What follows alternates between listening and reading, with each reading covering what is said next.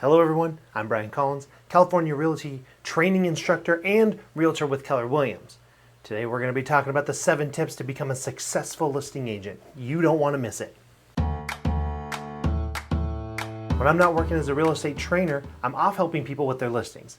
I'm known as the listing guru because my specialty lies in real estate listings. And that's why today I've compiled 7 tips that you need to be a successful listing agent. But before we jump into the tips, make sure you like this video and also make sure you subscribe to the channel and hit that little bell icon, because like all great listing agents, you like, subscribe, and hit the bell icon to be notified when California Realty Training releases their next video and you can stay up to date with the newest trends. Okay, with that said, let's jump into the tips.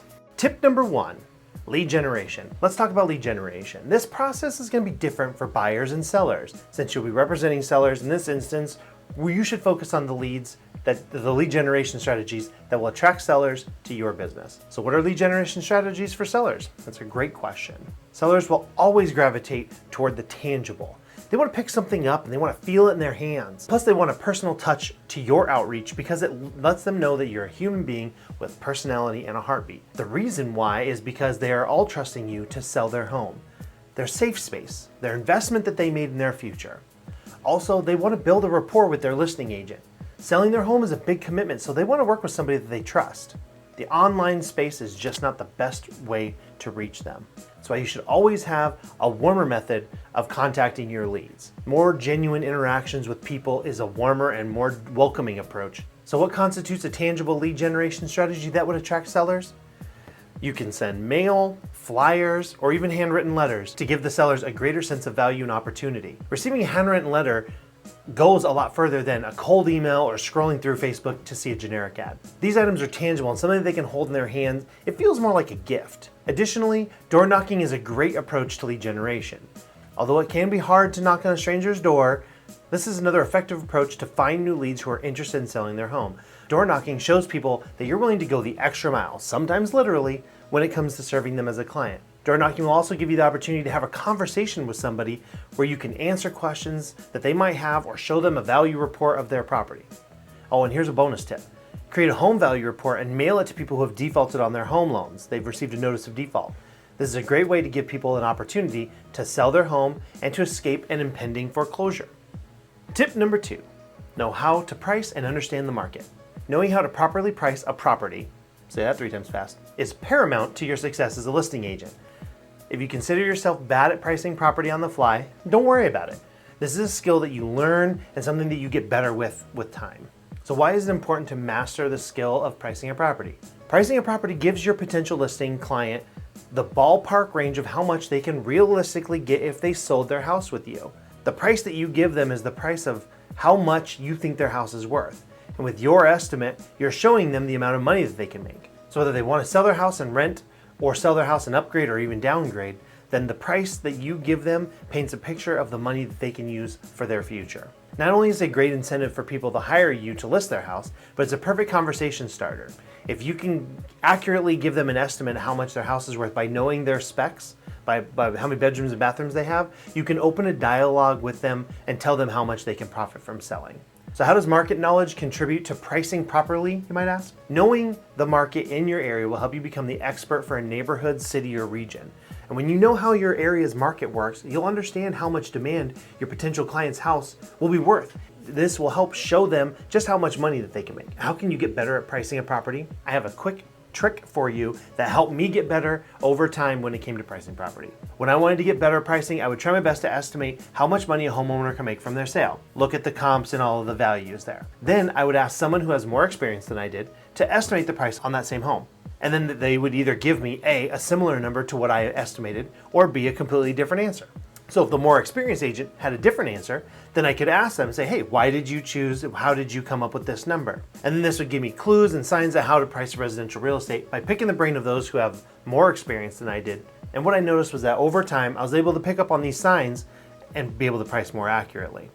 Tip number 3, know how to break bad news. One of the most challenging aspects of being a real estate agent is being the bearer of bad news. Nobody wants to be the one ruining somebody else's day with unfortunate news, but the sad part is this is a skill that you have to learn and you have to know how to perfect it.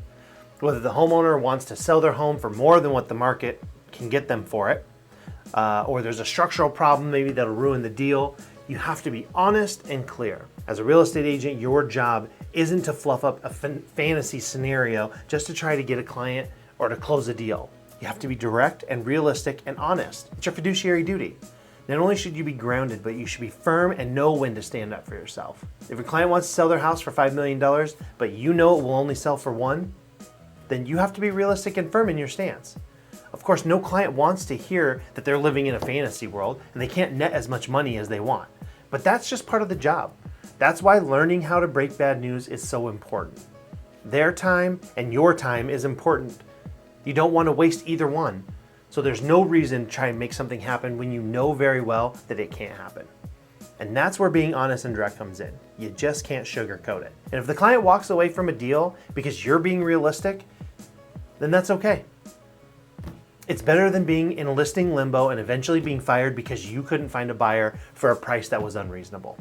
Tip number 4, develop your marketing skills. You can be the best real estate agent in the world, but you can still not get business. And the reason could be because you're not marketing yourself properly. Marketing is one of the most important things that you can do as a real estate agent, and here's why. You're not just in the business of helping people sell their home. You're in the business of lead generation first and foremost. You need to find leads to survive in this business, and without them, there's no people to help. So one of the most powerful ways to fuel your lead generation is by marketing. Whether it's posting a picture on social media or your newest listing, or if you're making YouTube videos, walkthroughs of your property, there's a need for marketing. And the more people who can find you, the more likely you will be able to sell or attract new clients to your services. If you want to get a further breakdown of the types of marketing strategies that I use in my day-to-day, then you can check out my other video on the best marketing strategies for real estate agents. You can find it by clicking the card in the top right-hand corner. Tip number 5, organization. When you sell a house, a lot goes into it. At one time, you could be spinning several different plates while balancing your other daily workload as a real estate agent. So when you have all of this responsibility, it's really easy to become fatigued and unorganized. And that's where a mistake happens. Meetings are missed, and you feel like you're constantly playing catch up, or you can barely keep your head above the water. Not to mention the misplaced documents in your email. But saying organized sounds like a generic piece of advice that seems really obvious. But honestly, it's worth repeating because this career can give you a lot in life, but you have to be able to track all the moving pieces. As a listing agent, you are essentially a transaction coordinator. You have to keep up with the progress of the transaction process. You have to work with the third parties to ensure that the transaction happens and closes. And it's your responsibility to stay on top of the transaction. You can't just rely on the buyer's agent. In fact, it's my belief that the listing agent is more of a director of a transaction. Even though we heavily rely on the buyer and the buyer's lenders to close the deal, the listing agent is usually in a position to lead the transaction and set the tone. And one of the most important aspects of staying organized is communication. Again, you have to be clear and direct with what you say and to who. A great listing agent will set expectations up front to have escrow communicate with them at set intervals and to let the lenders know that they expect regular updates. Sometimes they even have automated emails that go out at each stage, and those are fantastic too, but you have to ask for the lender to set you up on those. The best policy you can adopt is one that ensures that everyone is on the same page and is current with the progress. That way, everyone understands who needs to do what and where they are in the transaction process. Tip number 6, return to the basics. Every year there's some new lead generation strategy or sales tactic that comes out and make people think the days of door knocking and cold calling are dead. But the truth is, we're still door knocking and we're still cold calling. And there's a good reason for that. The reason is this: it works. It's that simple. You don't have to invest in some incredible piece of technology or system that will help you or optimize yourself to get 300% more leads. There is immense value in the traditional forms of lead generation, and there is a reason why they're still used so widely. Now, this isn't me putting down new methods of lead generation. In fact, one of the ways that I attract business is with social media advertising. The reason why I do that is because it's a passive way to gather leads. What I'm saying is to not try and reinvent the wheel. There's a proven method that works, and you can make it work for you. All you have to do is stay committed to lead generating every single day, and you will be able to see the benefits of these outdated traditional methods. And the same goes with practicing real estate and communicating with a client. You don't need confusing scripts or mind maps or anything else to do your job right. You already have all of the ability to do and the tools to do your job right, and for that matter, do it really well. Tip number 7, keep in touch with clients. The last tip here is for people who have closed the transaction, received your commission check, and you moved on. You don't want to forget to keep in touch with the people who have worked with you in the past. You were a huge part of the biggest purchase that they may have ever made in their life. And when it's all done, you shouldn't disappear. You and your client went through a lot together. So you should stay in touch and check in on them. During the holidays, send them a postcard, send them a Christmas card, send them a Thanksgiving card, shoot them a birthday text. Did they just move into their house? Follow up with them and see if they love it. There's tons of ways that you can still maintain your relationship with your client long after the transaction is done.